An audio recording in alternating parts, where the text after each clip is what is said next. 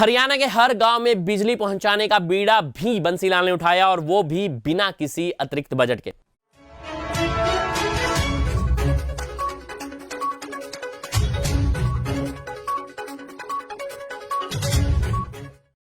राम वर्मा कहते हैं कि बिजली विभाग किसानों से कहता था कि अगर तुम्हें कनेक्शन लेना है तो 5,000 रुपए दो, हम लाइन तुम्हारे यहां पहुंचा देंगे। बंसीलाल ने कहा कि भाखड़ा नंगल परियोजना की वजह से हरियाणा के पास बिजली का सरप्लस है। 50,000 किसानों ने ट्यूबवेल खुदवा रखे थे, लेकिन बिजली ना होने की वजह से उन्हें पानी नहीं मिल पा रहा था। बंसीलाल ने आदेश दिया कि हरियाणा के हर गांव में बिजली पहुंचा दी जाए, चाहे वहां बिजली की मांग हो या ना हो, बस वहां बिजली का एक खंभा लगाकर एक बल्ब लगा दिया जाएगा। शुरू में लोगों ने बिजली के कनेक्शन नहीं लिए, लेकिन बिजली पहुंचने के लिए करीब 5,000 रुपए देने की शर्त हमेशा के लिए खत्म हो गई।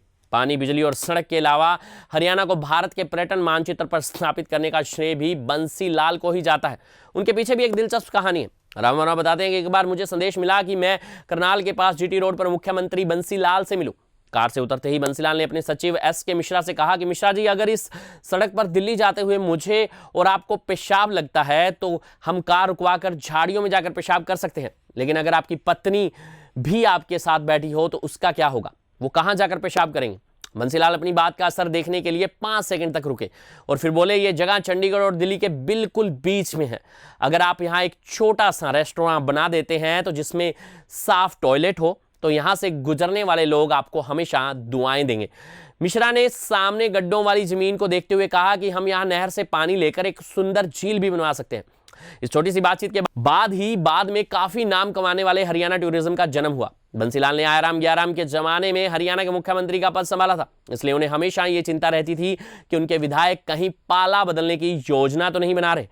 राम वर्मा बताते हैं कि बंसीलाल कभी भी रात में ये जाने बगैर नहीं सोए कि उनका एक एक विधायक और मंत्री उस दिन कहां था और क्या कर रहा था और किससे मिला था। वो अपना सारा सरकारी काम करने के बाद रात में करीब 2 बजे सोने जाते थे। सोने से पहले वो उन कामों की सूची बनाते थे जो अगले दिन उन्हें करने होते थे। उन्होंने कभी भी चाणक्य होने का दावा नहीं किया, लेकिन उनकी कृति अर्थशास्त्र हमेशा उनके बगल में रखी जाती थी। बंसीलाल को अक्सर इस बात में दिलचस्पी रहती थी कि उनके विरोधी पीठ पीछे उनके बारे में क्या सोच रहे हैं। एस.के. मिश्रा एक दिलचस्प किस्सा सुनाते हैं।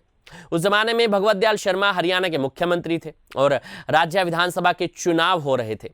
भगवत दयाल मुझे पसंद करते थे और मुझे पंडित जी कहकर बुलाते थे। उन्होंने मुझसे कहा कि वैसे तो आप साफ सुथरा चुनाव ही कराएंगे, लेकिन 2 लोगों को किसी तरह से हरवाना है, एक तो देवीलाल और दूसरे बंसीलाल। ये नहीं आने चाहिए विधानसभा में।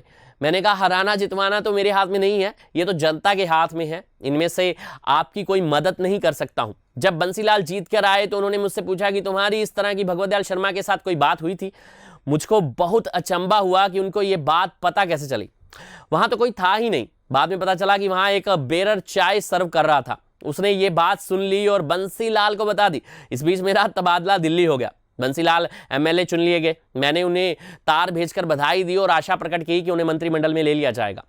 मुझे दिल्ली आए हुए 1 महीना ही हुआ था। मुझे मकान मिला था, इसलिए मेरे घर में पार्टी हो रही थी। रात 12 बजे बंसीलाल का फोन आया कि मुझसे मिलना चाहते हैं। मैंने कहा कि इस वक्त ऐसा क्या हो गया। उन्होंने बताया कि मुझे मुख्यमंत्री चुन लिया गया है और मैं आपको अपना प्रधान सचिव बनाना चाहता हूं। यह थी हमारी खास रिपोर्ट।